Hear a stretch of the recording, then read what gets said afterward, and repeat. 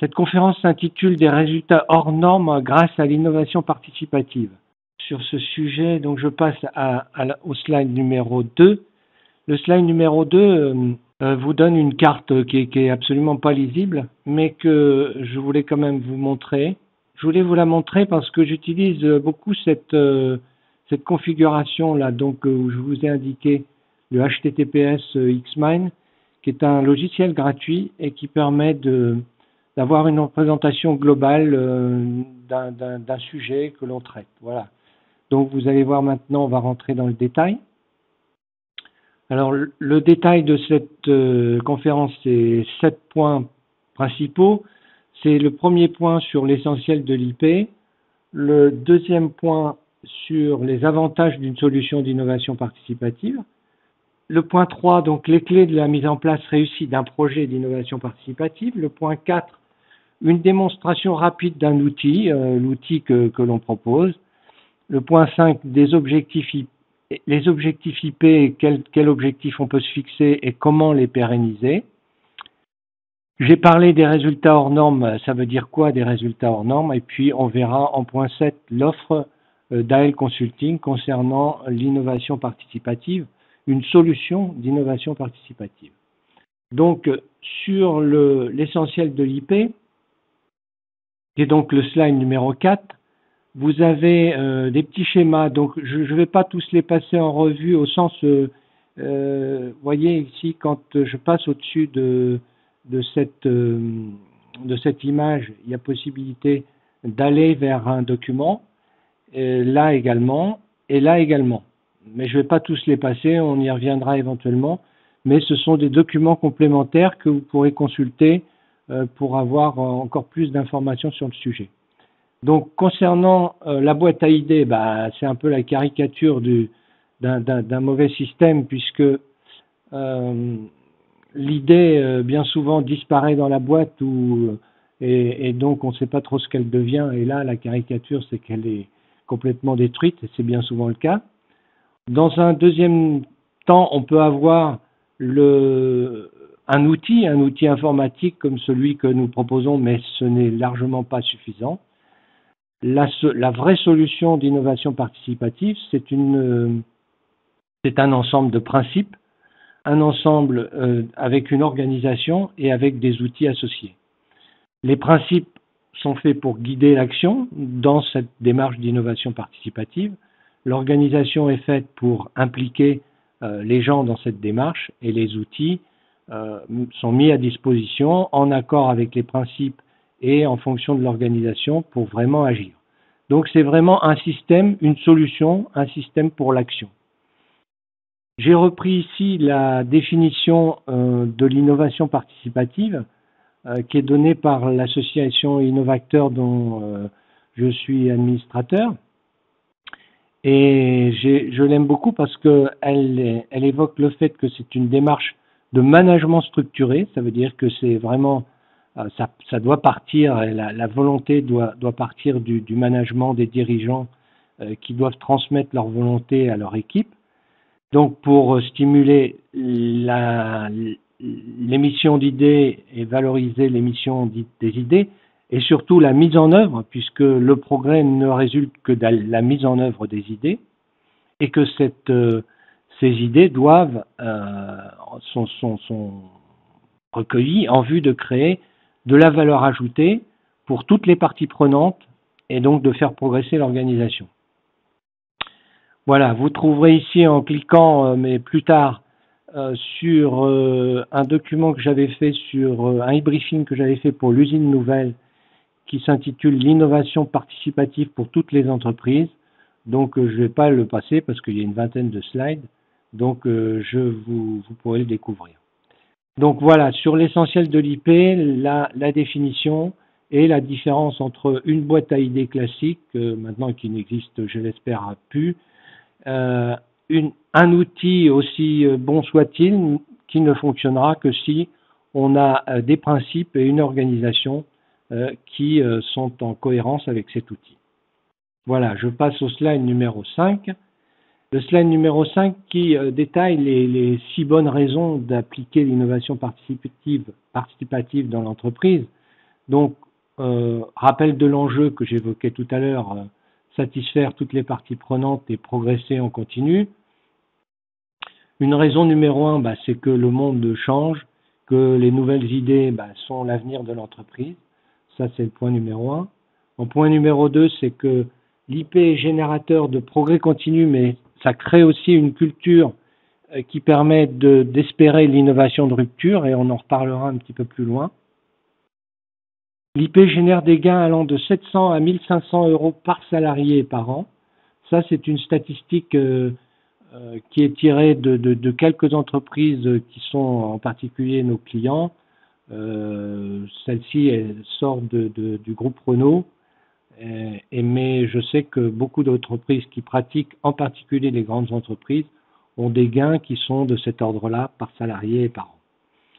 Des économies supplémentaires, bien évidemment, ça ne veut pas dire que sans IP, les entreprises ne font pas de progrès, mais l'IP donne un coup de booster et permet, en sollicitant l'intelligence des gens, leur initiative, de générer des économies supplémentaires qui sont de cet ordre-là. Sur le point 4, l'IP, bien souvent, qui s'adresse aux gens qui font, c'est-à-dire aux gens qui sont au plus près de leur processus, favorise l'application de solutions simples, qui ne sont pas forcément évidentes pour des gens qui sont éloignés du processus en question, et souvent donc d'une forte rentabilité. En point numéro 5, c'est que les managers qui soutiennent et pratiquent eux-mêmes l'IP augmentent leur efficience. Vraiment, l'IP, c'est une occasion de dialogue, c'est une occasion de soutien entre le N+1 et son collaborateur, et on le verra dans l'organisation en GAP, en groupe autonome de progrès. Le rôle du N+1 est majeur dans le processus d'innovation participative. On peut également l'appliquer avec des parties prenantes autres que les collaborateurs, à savoir donc les clients, les fournisseurs, les institutionnels. Et si on a un outil comme celui d'ailleurs qu'on propose qui permet de le faire, on peut solliciter des clients sur des améliorations de fonctionnement entre eux et les entreprises en question, ou bien entre l'entreprise et ses fournisseurs, ou l'entreprise dans son milieu, dans sa commune, dans sa ville. Voilà. Donc voilà 6 bonnes raisons de l'appliquer dans l'entreprise. Donc si je passe au slide numéro 6, comment finalement mettre en place de façon réussie un projet d'IP? Eh bien, c'est comme je l'indiquais sur le slide numéro 1, et on va y revenir, des principes pour guider l'action, une organisation pour impliquer toutes les parties prenantes, enfin tous ceux en tout cas que l'on veut impliquer, des outils pour agir, donc tout ça, ces 3 points-là étant en liaison très forte, et puis on verra après comment on intègre tout ça dans la vision d'entreprise. Donc l'IP, c'est aussi, ce que j'ai noté en dessous, c'est vraiment une porte d'entrée du lean management ou de ce qu'on peut appeler l'excellence opérationnelle. Alors, je continue donc sur les principes pour guider. Les principes pour guider, c'est donc créer de la valeur pour toutes les parties prenantes, et ces parties prenantes, comme je vous le disais, sont collaborateurs, clients, fournisseurs, environnement. Donc de la valeur en particulier sur l'ergonomie des postes, des économies sur les processus, de l'amélioration de la qualité, de la réponse aux attentes des clients. Donc voilà ce qu'on peut considérer comme étant de la valeur. Et bien souvent, on va mettre en évidence cette valeur en supprimant, en attaquant en particulier tous les gaspillages et en laissant vraiment que la valeur pour toutes les parties prenantes. Le deuxième point important, c'est garder en tête que sécurité et qualité restent des éléments prioritaires dans toutes les démarches de progrès, où on va travailler sur les coûts, où on va travailler sur l'implication, où on va travailler sur l'environnement, réduction d'énergie, etc. Gardons en tête que la sécurité et la qualité sont vraiment des éléments prioritaires dans ces indicateurs. Au niveau des principes pour guider, on a également l'état d'esprit amélioration continue, qui est un... Alors, celle-ci, alors, si je suis pas trop mal en point de vue temps, on peut le regarder. Voilà, c'est une douzaine d'éléments je dirais, de formulations qui sont cohérentes avec cette idée de comment on fait pour donner envie à chacun de faire de mieux en mieux jour après jour. Donc voilà 12 points qui sont des points qui sont à réfléchir et qui sont à partager avec les équipes sur cet état d'esprit d'amélioration continue. Le quatrième point, c'est un sujet que j'aime beaucoup, qui est le MC2, et qui est finalement de symboliser l'efficacité, voilà, de symboliser l'efficacité des hommes par la formule MC2, où on va dire que l'efficacité des hommes, c'est fonction de la motivation, de leurs compétences et de la communication. Et en fait, 76% des salariés souhaitent que leur entreprise les incite davantage à innover au quotidien. Et comme autre constat, ils souhaitent l'amélioration des conditions de travail, l'amélioration des process internes, etc. Et donc, le MC2, donc cette volonté cette motivation qui est la volonté d'agir, les compétences qui est finalement savoir comment agir, et puis la communication qui est le partage des savoir-faire, eh ben, il doit être principalement insufflé par les dirigeants, qui ensuite, ça redescend vers l'encadrement, vers la maîtrise et vers les collaborateurs, vers les opérateurs.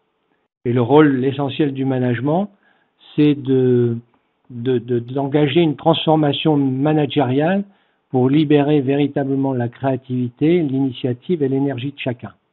Donc de trouver pour le management la motivation, les compétences, la bonne communication pour vraiment faire en sorte que chacun ait envie de donner le meilleur de lui-même. Des gens motivés, un rassemblement de gens motivés, compétents et qui communiquent bien entre eux.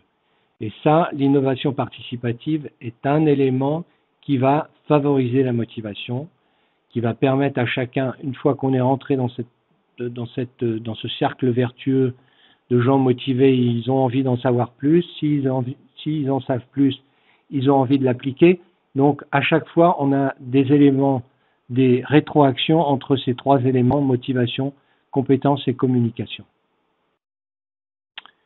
Alors, l'organisation pour impliquer, c'est important, ce sont des équipes, ce qu'on appelle les équipes autonomes ou les groupes autonomes de progrès. Donc là aussi, j'ai fait un e-briefing sur le sujet que vous pourrez découvrir. Donc, groupe autonome de progrès ou de prestations ou de projets ou de production. Donc, ça s'applique finalement à tous les secteurs de l'entreprise, hein, qu'on soit en production, qu'on soit dans les services, qu'on soit dans le bureau d'études. Ces groupes autonomes, ce sont des groupes de maximum 8 à 10 personnes qui sont encadrés par un manager et qui donc sont autonomes dans leur fonctionnement, c'est-à-dire peuvent prendre les décisions qui concernent leur fonctionnement de leur entité. Et dans cette organisation pour impliquer, il est évident que l'exemplarité des dirigeants est un facteur majeur et on le reverra tout à l'heure sur le schéma du projet d'entreprise. Alors, sur les outils pour agir, il y en a beaucoup, hein. Je ne vais pas tous les passer en revue. Il y a donc le tableau de bord que vous pouvez avoir sur cette notion d'innovation participative avec des taux de réalisation, des taux de participation, du nombre d'idées par personne et par an. Et puis aussi en élément qualitatif, un questionnaire MC2 où j'ai fait une série de 10 questions que vous pourrez là aussi découvrir et utiliser pour vous et pour vos collaborateurs. Et puis de mettre en place ou en tout cas de surveiller les indicateurs sécurité, qualité, coût, délai, implication et environnement. PDCA, je vous en montrerai un exemple tout à l'heure, mais vous l'avez vous avez surtout, ce qui est surtout important, c'est le C, c'est toujours de faire le check de ce qu'on met en place. Et donc, pour l'innovation participative, il y a le référentiel de l'innovation participative qui a été construit par l'association Innovacteur. Et là, vous pourrez, en cliquant sur cette petite image, vous aurez accès au site d'Innovacteur. Mais je pense que si vous voulez le référentiel, il faudra que vous vous inscriviez, vous adhériez à l'association Innovacteur. Mais c'est vraiment un élément clé pour bien définir le C du PDCA. Ensuite, bien sûr, le plan de communication qui doit être associé, des réunions quotidiennes qui peuvent là aussi faire de la communication, le plan de formation qui permet de connaître les tenants et les aboutissants d'un système d'innovation participative, le logiciel ou le système papier qui peut supporter le recueil des idées, et puis bien sûr faire de l'innovation participative à l'occasion de chantiers de progrès comme des chantiers 5S, des chantiers Oshin ou des chantiers TPM. Le chantier 5S, si vous n'avez pas démarré, est un excellent moyen de démarrer de l'innovation participative. Alors, en termes de démonstration rapide de l'outil, je ne sais pas si je vais avoir le temps, mais on va essayer quand même quelques instants. Déjà, au niveau des points clés d'un outil, ce qu'il faut, c'est qu'il soit le plus simple possible. Et puis, les avantages différentiels de l'outil que nous proposons, vous les découvrirez. Je veux simplement vous faire une petite démonstration rapide, si ça veut bien fonctionner, de l'outil. Voilà. Donc là, je me connecte en tant qu'administrateur. Donc, je rentre ici. Alors, ce qui est important, je vais choisir une des dernières idées que j'ai postées. Ce qui est important dans un outil, que ce soit celui-là ou un autre, c'est d'avoir bien comme il faut. Je passe sur idées, mes idées, donc la dernière que je viens de poster. Et là, ce qui est important, c'est d'avoir la possibilité de rajouter des co-auteurs. Voilà, par exemple ici, il suffit de rajouter un co-auteur en choisissant son nom. Voilà, si je mets par exemple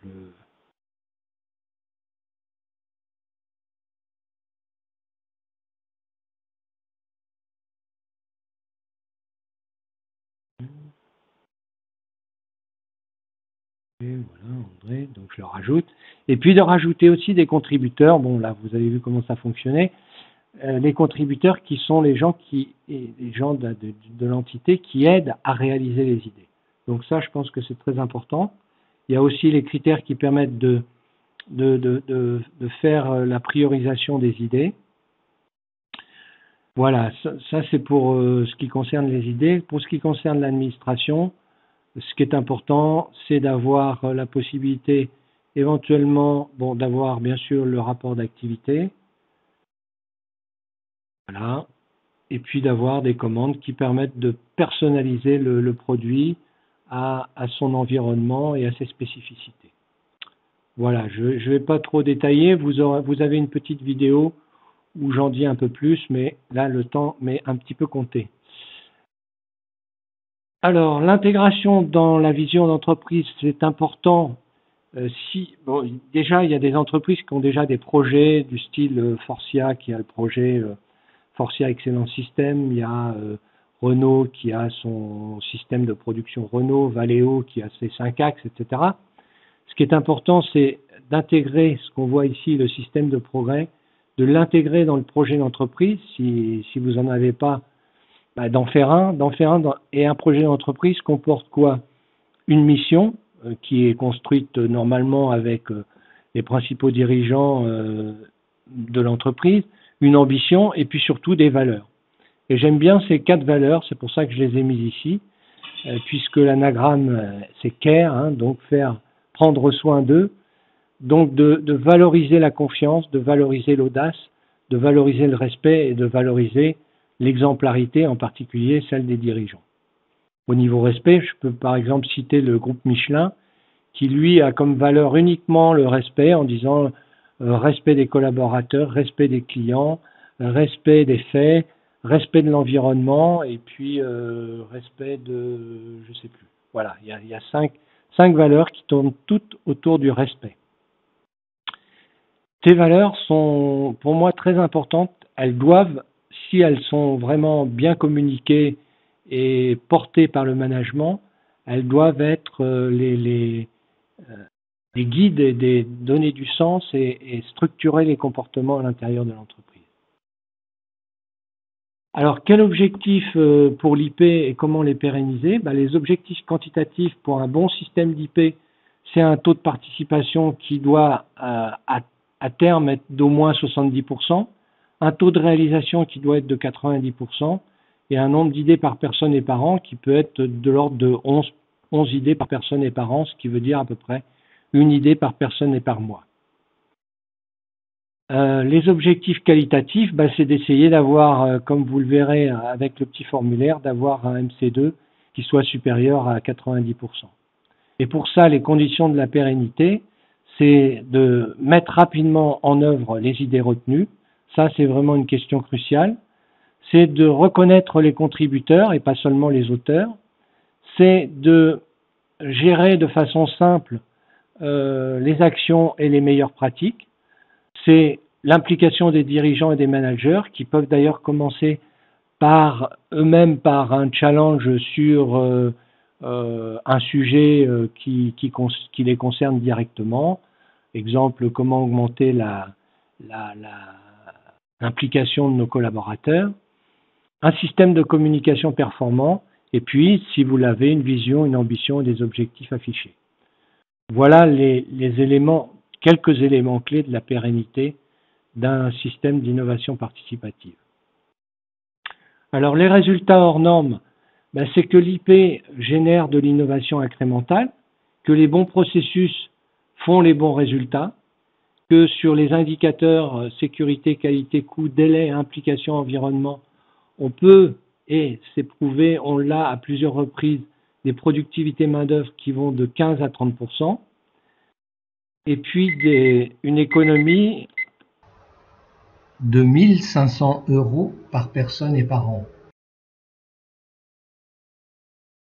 Économie supplémentaire par rapport, bien sûr, à ce que vous faites déjà si vous n'avez pas un système performant d'innovation participative. Et puis le temps d'écoulement, qui est un élément clé entre finalement un besoin client et la fourniture de ce besoin, qui comprend l'ensemble des processus, on peut avoir jusqu'à 30 à 70% de réduction sur un temps d'écoulement. L'IP aussi, dans la mesure où il génère de l'innovation incrémentale, peut générer de l'innovation de rupture. Et une idée géniale pour nous, c'est quoi? C'est une idée qui obtient le score maximum sur la faisabilité, sur la rentabilité, sur les délais et sur la généralisation. On peut considérer que c'est une idée géniale. Et ces idées géniales, elles naissent dans le terreau de l'innovation participative. Et là, j'ai mis une petite formule, mais qui n'est pas forcément hyper exacte, qui est de dire, si on a 100 idées nouvelles, on peut avoir 10 grandes idées, et sur ces grandes idées, avoir une idée géniale. Je l'ai vécu dans une entreprise, je ne vais pas passer trop de temps dessus, mais c'était à l'occasion d'un chantier 5S, des collaborateurs déposaient des idées nouvelles, on les acceptait et le dirigeant avait mis en place une structure qui accueillait très fortement ces idées, on les mettait en œuvre. Et au bout de la 5e idée, il y a un collaborateur qui a eu une idée géniale qui a permis de débloquer la capacité de plusieurs lignes de production de 15%. Et donc, je considérais que c'était une idée géniale qui était née dans le terreau de l'innovation participative. Voilà. Vous pourrez regarder aussi une petite vidéo qui est sur YouTube. Voilà. Alors, dernier sujet, l'offre AL Consulting. On a plusieurs offres différentes. Une offre standard, où on a un module idée, un module animation de groupe. Une offre pro et une offre entreprise avec des modules supplémentaires. vous pourrez vous pourrez cliquer, parce que là je suis un peu en retard, sur le module succès de mise en place et vous verrez ce qu'il y a dedans. C'est un extrait. Et donc on peut faire des devis qui sont essentiellement par coût de coûts par utilisateur potentiel et par mois, et puis faire également du conseil et de formation sur devis. Voilà. Au niveau partenariat, eh ben, on a une formule aussi pour ceux qui seront intéressés où je propose des choses qui nous mettent dans une situation gagnant-gagnant entre AL Consulting et le client qui reçoit l'offre. Voilà ce que je voulais vous dire. Merci de votre attention.